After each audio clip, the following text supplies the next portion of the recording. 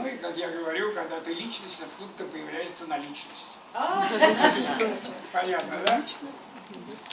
Вот. Делом заниматься надо. Однажды, когда я написал книжечку эту маленькую, я Колтон приехал, я говорю: Колтон, ты где сейчас? Он говорит: ну вот я вот в Орске, я в Самаре, я в Волске, я вот поеду на Камчатку. Я говорю: а как пощупать? Ты чем занимаешься? Бизнесом.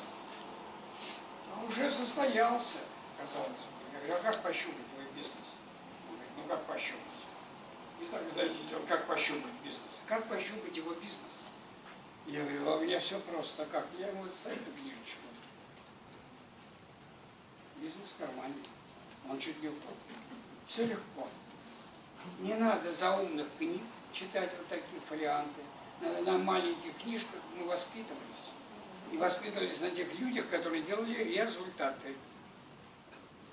А результат будет только тогда, когда ты почувствуешь, что так, для чего ты пришел сюда. Зачем? Я вижу Галю и Сашу. Саша, это мои спонсоры вышестоящие. Иди сюда.